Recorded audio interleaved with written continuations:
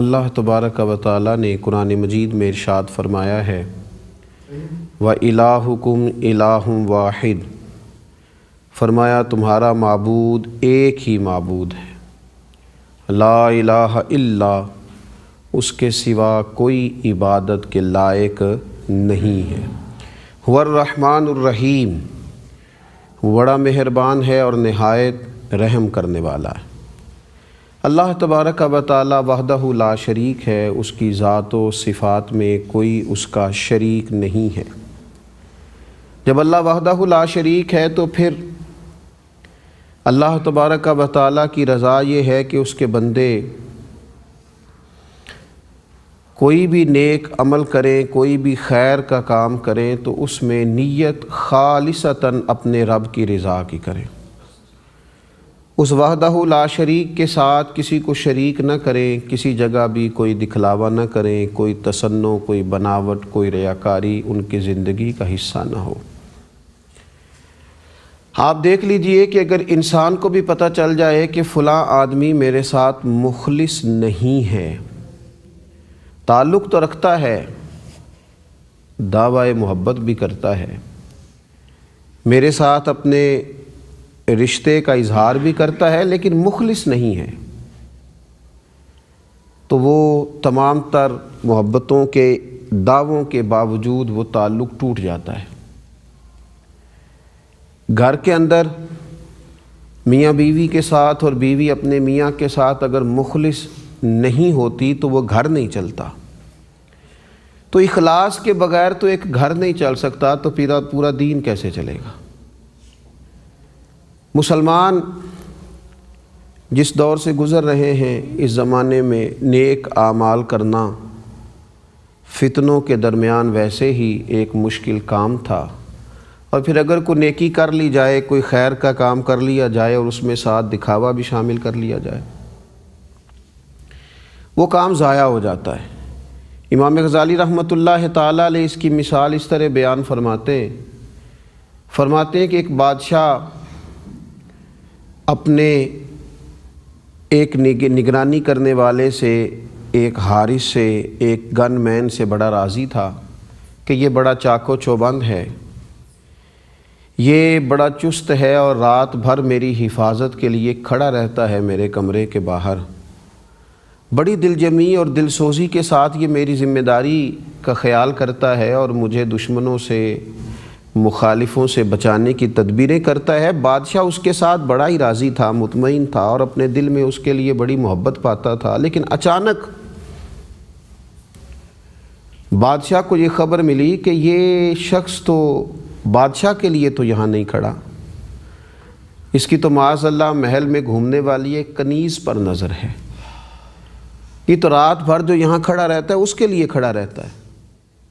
تو امام غزالی رحمۃ اللہ علیہ فرماتے ہیں مجھے بتاؤ اب وہ بادشاہ اس کے ساتھ کیا سلوک کرے گا، کتنا بڑا اس نے دھوکہ دیا، اس کے دل کو توڑ ڈالا، اس نے اس کے اعتماد کو ٹھیس پہنچائی، کیا اس کے ساتھ وہ سلوک کرے گا؟ تو بلا مثال و بلا تشبیہ صرف سمجھانے کے لیے فرماتے ہیں بتاؤ نا، ایک شخص بڑے اخلاص کے ساتھ، بڑی توجہ کے ساتھ، لوگوں کے سامنے بڑے انہماک کے ساتھ وضو بھی کرے، نماز کے لیے بھی کھڑا ہو اور ارادہ اس کا دکھاوے کا ہو، بہت سا خرچ کر کے وہ حج بیت اللہ کی سعادت کو جائے، عمرہ کرنے کے لیے حرمین شریفین کا سفر بھی کرے، صدقات و خیرات بھی کرے، لوگوں کی دل جوئی بھی کرے، لوگوں کے ساتھ وہ حسن سلوک بھی کرے، لیکن اس کے اندر اس کی رضا، اس کی خواہش اللہ کی رضا کی نہ ہو، کیا اس نے پایا؟ نبی اکرم صلی اللہ تعالیٰ علیہ وآلہ وسلم نے فرمایا کچھ لوگ صبح قیامت اپنی نیکیوں کے ساتھ اپنے رب کریم کی بارگاہ میں حاضر ہوں گے،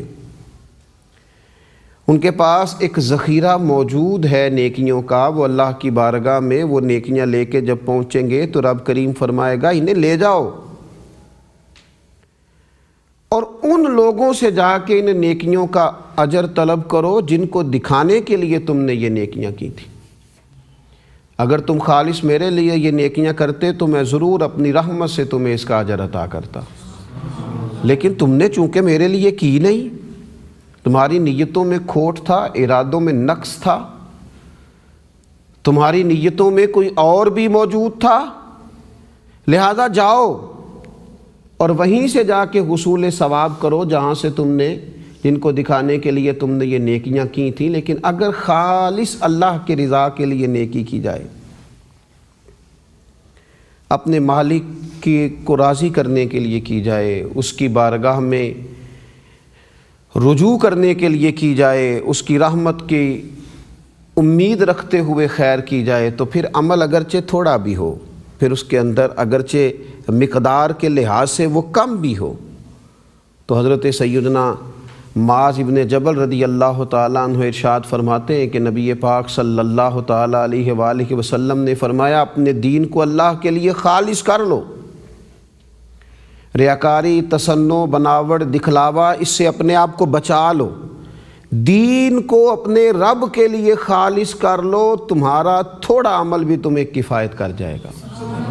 دنیا اور آخرت میں تمہارے لیے خدا کی رحمت کا باعث بن جائے گا، لیکن شرط یہ ہے کہ تم خالص کر لو اپنے اعمال کو، اپنے رب کے ساتھ اپنے دین کو خالص کرو، ریاکاری سے، بناوٹ سے، تصنع سے بچو، اپنے معاملات اپنے رب کے ساتھ ٹھیک کرو۔ جب یہ چیزیں پیدا ہو جاتی ہیں،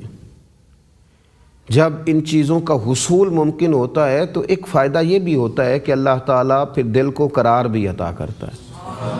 پھر انسان کے لیے نیکی کرنا آسان بھی ہو جاتا ہے،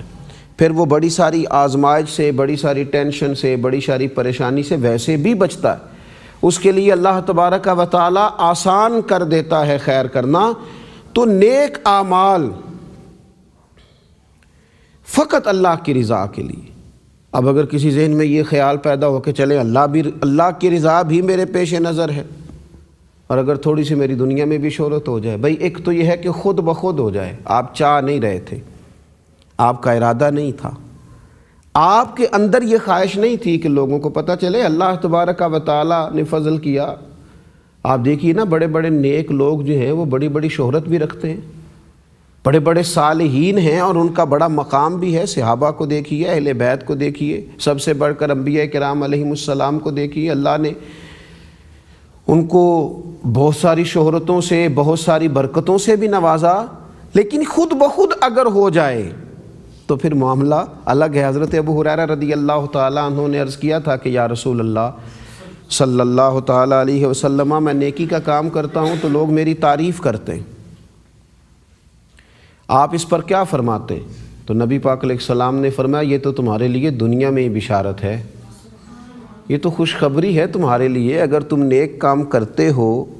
اور لوگ اس پر تمہارے لیے خیر کی گواہی دیتے ہیں تو یہ اچھی بات ہے، لیکن اگر اللہ تعالیٰ کے فضل سے ایسا خود بخود ہو جائے، چاہت نہ پیدا کی جائے۔